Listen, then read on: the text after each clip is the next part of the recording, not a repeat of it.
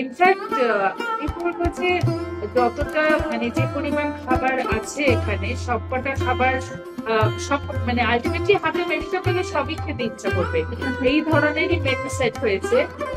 যারা খাচ্ছেন তারা কিন্তু সেই রকমই মন্তব্য করছেন। কাজেই একবার আসলে হবে না, একাধিকবার আসলে মেনুটা কভার করা যাবে। এবং সত্যি সত্যি যে প্রাইসিং হয়েছে সেটা সকলেরই মানে কি বলবো সাধ্যের মধ্যে। এবং এটা কারণেই খেলে মানে এইটা খেলে কেউ মনে করবে না যে ইটস ভেরি মানে এক কথা বলে যে এক্সট্রিমলি ভ্যালু ফর মানি। তো কাজেই সেজন্য আমাদের এখানে টোটালে 20টা পদ আছে এবং ফেস্টিভ্যালটা চলবে 10 দিন।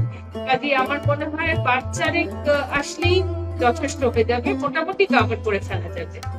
তো দেখুন, প্রথম আমাদের ফেস্টিভ্যালটা শুরু হবে আগামীকাল থেকে 6 জুলাই এবং তারপরে 7 জুলাই, অর্থাৎ 6, 7, 13, 14 অ্যাটলিস্ট 4টা তো উইকেন্ডই আছে।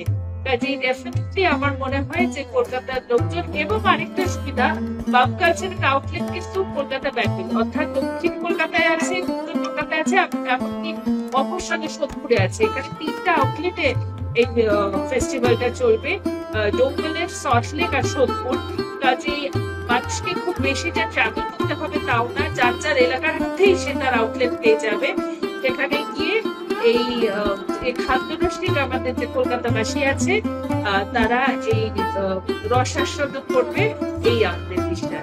আর তাছাড়া যারা আসতে পারবেন না, অনেক বয়স্করা আছেন যারা মানে আশাটাও নিয়ে আসা অসুবিধে, ওনাদের কিন্তু অনলাইন ব্যবস্থাও আমরা করেছি, ওনারা অনলাইনে খাবার অর্ডার করতে পারবেন।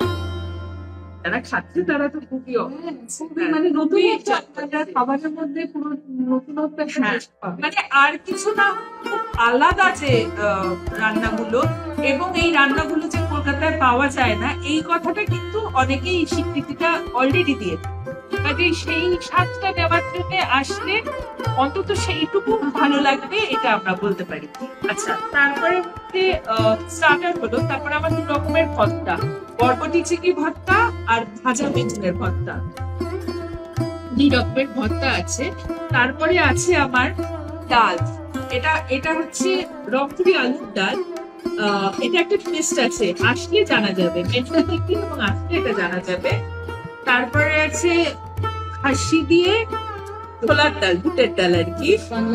হ্যাঁ, বাংলাদেশে আমরা বুট বলি তাই আমার মুখে বুট এসে গেছিল। খাসি দিয়ে ছোলার ডাল, বুটের ডাল, ওকে। তারপরে আছে যে আমরা একটা জিনিস আমরা পেয়েছি নয়নাদির কাছ থেকে, পাটি পোলাও। এটা পুরো নারকেল দুধ দিয়ে করা হয়। আর তুমি কি বলছিলে জানো, ওখানে জামাইরা এলে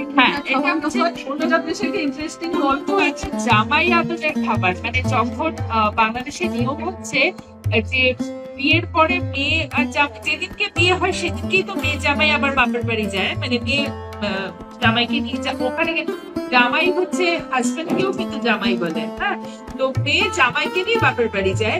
এবার সেইখানে জামাই থাকে, ওটা 5 দিন হতে পারে, 7 দিন হতে পারে। তো যখন জামাই চলে আসবে সেই দিনকে জামাই বাজার করে। সেই বাজার যেদিন জামাই বাজার করে খাওয়াচ্ছে তার মানে হচ্ছে জামাই এবার মেয়ে নিয়ে তার বাড়ি যাবে। সেই দিনকে হচ্ছে এই নারকেল দুধের পাটি পোলাওটা ইউজুয়ালি ওরা খাওয়ায়। মানে জামাইয়ের বাজারে জামাইয়ের পয়সা দিয়ে জামাইকে খাওয়ানো। আমাদের এদেশেও চলে, জামাইকেও মানে সারা হয় না। তো সেই